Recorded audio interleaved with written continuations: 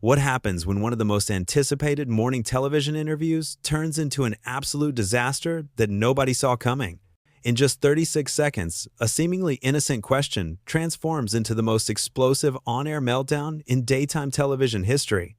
This is the story of how a routine interview became a complete catastrophe. Savannah Guthrie sat in her chair that morning, ready to conduct what everyone expected would be a straightforward conversation. The studio lights were warm, the cameras were rolling, and millions of viewers had tuned in across the country. This was supposed to be a simple discussion about charity work and upcoming projects. Nobody could have predicted what was about to unfold. Meghan Markle walked onto the set with confidence, settling into the guest chair across from Savannah. The two women exchanged pleasantries as the segment began, smiles on both their faces for the cameras. Everything seemed perfectly normal at first. Savannah opened with a gentle question about recent philanthropic efforts. "Thank you so much for being here with us this morning. I know our viewers are excited to hear about the wonderful work you've been doing. Can you tell us about your latest charity initiative?" Meghan shifted in her seat, her expression changing subtly. "Well, Savannah, I think the more important question is why the media constantly focuses on what I'm doing instead of the systemic issues I'm trying to address." Savannah maintained her professional composure, nodding thoughtfully. "Of course, and we definitely want to talk about those issues. That's exactly why we invited you here today. Perhaps you could walk us through what those specific issues are?" "I don't think you really want to talk about them, though," Meghan responded, her tone sharpening. "This is what always happens. The media pretends to care, but then they twist everything I say." The studio suddenly felt tense. Savannah kept her voice calm and measured. "I can assure you, we're here to have an honest conversation. Our viewers want to hear directly from you, in your own words. That's the whole purpose of this interview." Meghan leaned back in her chair, crossing her arms. "That's what they all say. But then the headlines come out, and it's always the same story. Always trying to make me look bad." Savannah took a breath, clearly trying to steer things back on track. "I understand you've had difficult experiences with media coverage. Many public figures do. But we'd love to focus on the positive impact you're making. The work you're doing is reaching so many people. Can we talk about that?" "You see, this is exactly the problem," Meghan said, her voice rising slightly. "You're trying to control the narrative. You're trying to tell me what we should talk about." The camera operators glanced at each other nervously. This was not going according to plan. Savannah remained patient, her professional training evident. "I'm not trying to control anything. I'm simply trying to have a conversation. You're our guest, and we value what you have to say. What would you like to discuss?" "What I'd like is for people to stop pretending they understand what I've been through," Meghan replied. "Sitting here in your comfortable studio, asking your comfortable questions. You have no idea what it's like." Savannah's expression showed a flicker of surprise, but she maintained her composure. "You're absolutely right that I haven't walked in your shoes. That's why we're having this conversation, so you can share your perspective. Help our viewers understand." Meghan stood up abruptly, still wearing her microphone. "This is pointless. This is exactly what I was talking about. Nobody actually listens." The production team froze, unsure what to do. Live television was unfolding in real time, and nobody had a script for this. Savannah stood as well, her voice still calm but firm. "I am listening. Everyone watching is listening. But this is a two-way conversation. If you'd like to sit back down, we can continue talking about whatever you'd like to address." "A two-way conversation?" Meghan laughed bitterly. "That's rich. You invite me here with your list of approved questions, and you call it a two-way conversation?" Savannah took a measured pause before responding. "We provided topics we hope to cover, yes. That's standard for any interview, but you're free to discuss whatever matters to you. That's why you're here." "I'm here because your producers begged my team for weeks," Meghan shot back. "And now I see why I should have said no from the beginning." The studio audience, initially excited to see this interview, sat in stunned silence. This was not the uplifting morning show content they had expected. Savannah maintained her professional demeanor despite the escalating situation. "I'm sorry you feel that way. Our intention was genuinely to provide you with a platform to speak about the causes you care about. If we've somehow miscommunicated that, I apologize." "There you go again," Meghan said, pointing at Savannah. "Apologizing for things you don't mean. That's so typical. Say whatever sounds good for the camera." Savannah's patience was being tested, but she refused to take the bait. "I do mean it. I'm apologizing because you clearly feel uncomfortable, and that was never our intention. We invited you here in good faith." Good faith? Meghan's voice grew louder. "Don't talk to me about good faith. The media has destroyed my reputation, twisted my words, and made my life unbearable. And now you want to sit here and lecture me about good faith?" The camera crew continued filming, knowing this was television history in the making, even if it was a complete disaster. Savannah spoke carefully, choosing each word with precision.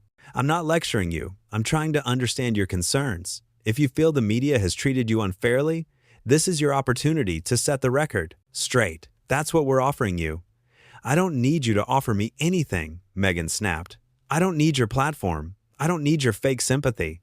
I certainly don't need to sit here and be patronized by someone who thinks reading off a teleprompter makes them a journalist."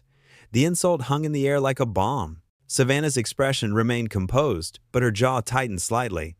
"I've been a journalist for over 20 years, Savannah said quietly. "I've covered wars, natural disasters, elections, and countless human interest stories. I take my profession seriously, and I treat every guest with respect. I'm asking for that same respect in return." Meghan waved her hand dismissively. "Respect? You want to talk about respect? How about the respect I deserved when your network ran stories about me without checking facts?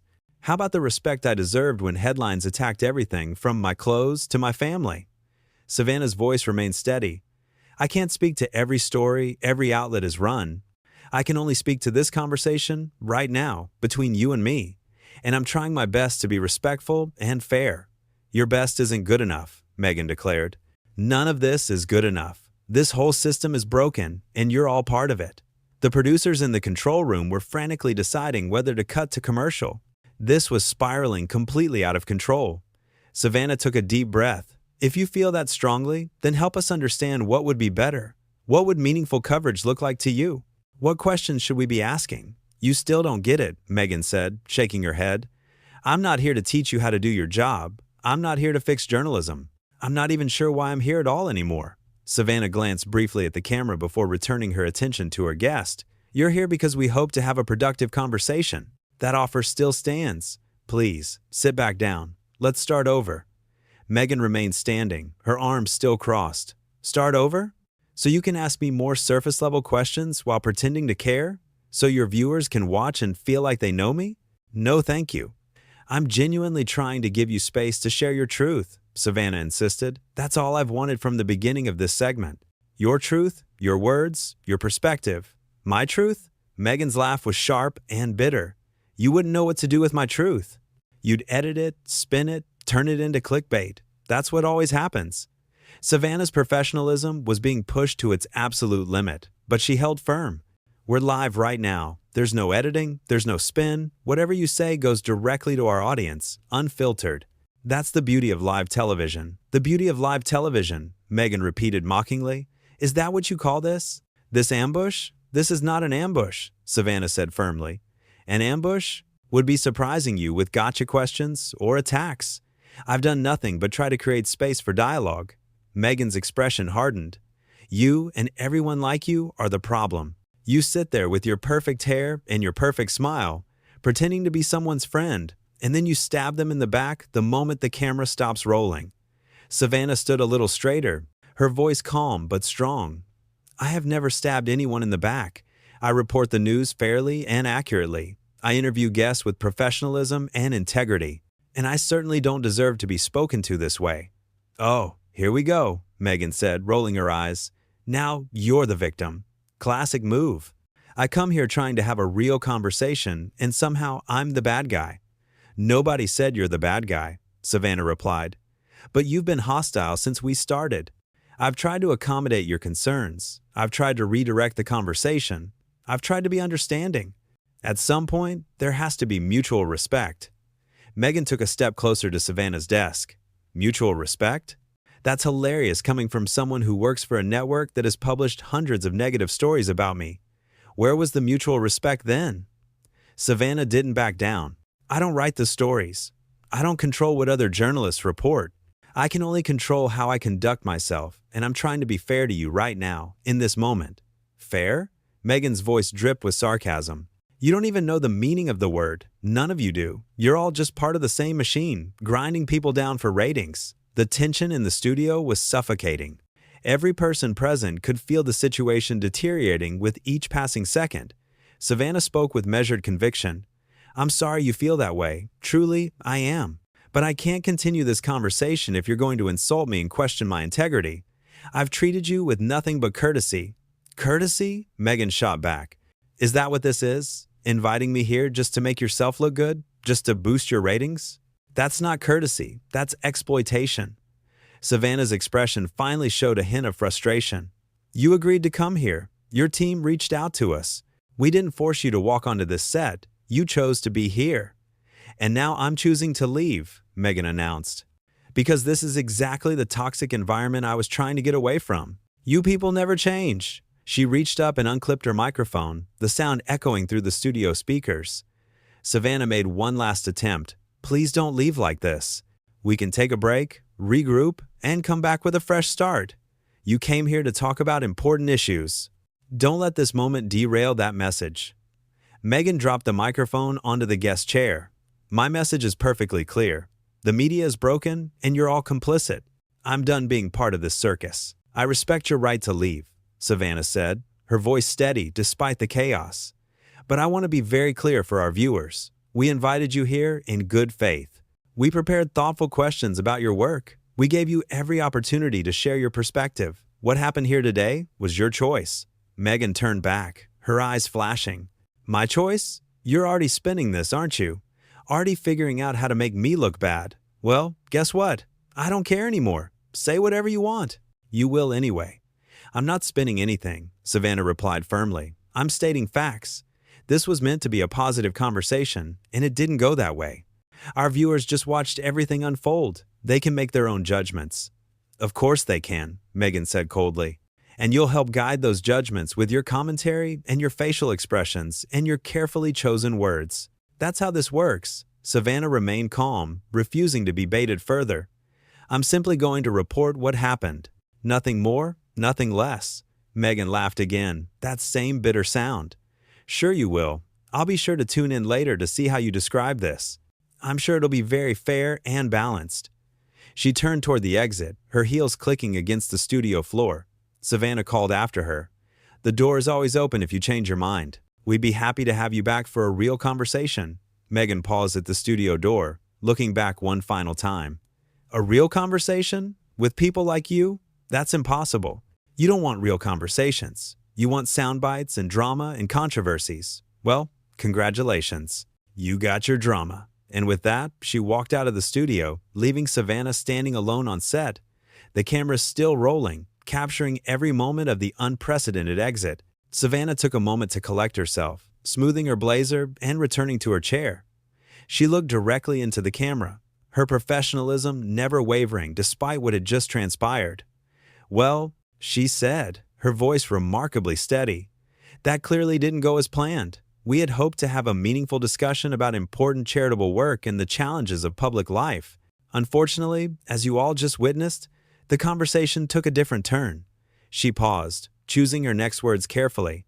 "I want to be clear about something. We invited our guest here with the best of intentions. Our questions were prepared with respect and genuine curiosity.